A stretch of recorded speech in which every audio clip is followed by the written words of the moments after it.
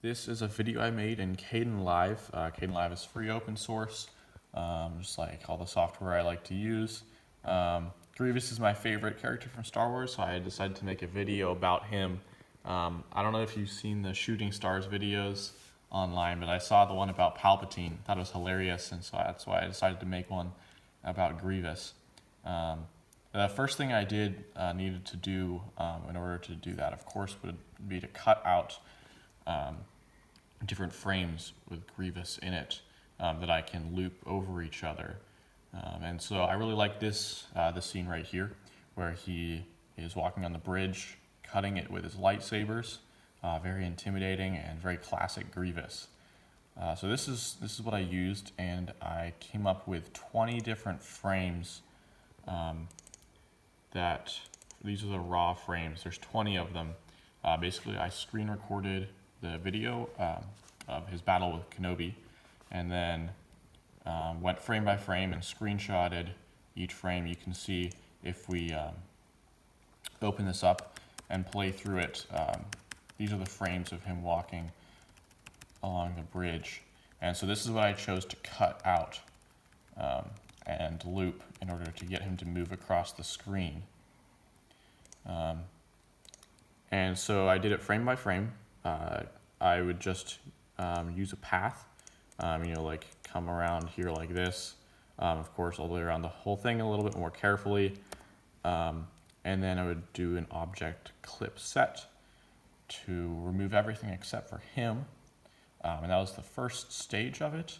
After that, I went into, or I saved them as a ping image for all 20 frames. And then I went into GIMP, another free open source editing software that I like to use.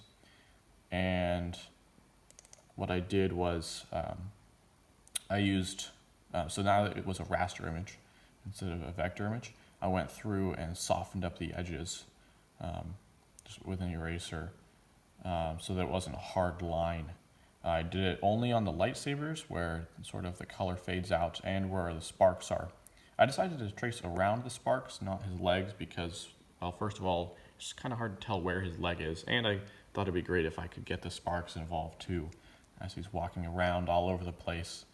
And so this is basically the final set of images that I used. If you just play through all 20 of these, you can see sort of what it would look like. And so how I turned this into a video was through kdenlive in a separate file. I just put all 20 images in a row, and actually I also put them on a background. So this checkered background means it's transparent. I just put all the images on a magenta background. You can see here, or right here, you can see this Grievous image that I have. This video is all on a magenta background. The reason for that is basically the same reason why I use a green screen, although I didn't want to use a green screen because he's got green lightsabers and such, and that would cause a problem. So I used a magenta screen instead. And it turned out great, especially because when I filtered out the magenta, it also filtered out some of the background of the sparks, which I think makes the sparks look more realistic. So that's why you see all this magenta around. It's basically just a green screen. But that's how I produced the short clip here. I'll just play this through. It's just 20 frames long, and that's him swinging his lightsabers. And then from there, if I go into one of these clips, well, first of all, you can see what he's doing is basically he's traveling. I can scale or translate him, rotate him across the screen without the background on. And the way I did that is in a few steps. First of all, I used the chroma key. You can find it in the alpha manipulation chroma key right here. You just drag it onto your video clip. It'll give you these options here. And so if you click this drop here, you can select a color that you want to basically disappear. And so I selected the magenta, and it all went away. And then you can select the variance. This is like the threshold, because not everything is going to be exactly magenta, especially around the edges. Like here, if I drag this, you can see around the edges, because it's feathered out, it's not going to be exactly magenta. And so that's why there has to be a little bit of a threshold. You can see here, like I was talking about with the magenta and the sparks, it kind of took away a little bit of this, which is perfect. Makes the sparks look less solid and more like sparks. And so that's what the chroma key does. It basically removes the green screen or whatever color you want. And then the way that I got him to move around on the screen is with this transition. You can just right click on any clip and do add transition, and then composite and transform. I honestly don't know what all these do. There's so many options. Composite and transform gives a lot of options. I feel like, I think these are more like pre-made, but the composite and transform right here lets you set keyframes and such. So if we click over here on our first keyframe indicated by that little arrow up there, you can see I put the X and Y value of his position, and then his size. You can change the opacity and such. There's lots of options here. And then you just go to the last frame, and then you say where you want him. And so I decided I want him up here, a little bit smaller, different coordinates.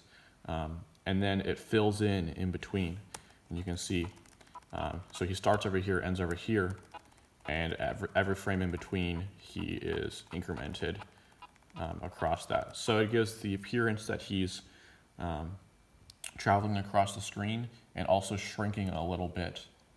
And of course you can play with the other settings like the rotation and the opacity. And so that's how I overlaid him on all these places. He's flying out of this hole here. He's rotated, scaled, and everything, so that it looks like more like he's on this background instead of the previous background swinging his lightsabers here. So there's a lot of image editing and video editing that goes into something like this, but you get a final product that I think is really funny. If you want to see it put all together, I can go ahead and play it for you. You'll notice if you play it in the Kdenlive player, it's a little bit choppy. I think it's this because it's sort of calculating all of the positions real time. So I went ahead and rendered it as an MP4. I can come back over here, open it up, and now it should be a lot smoother because it's basically done all the calculations beforehand. I don't think so.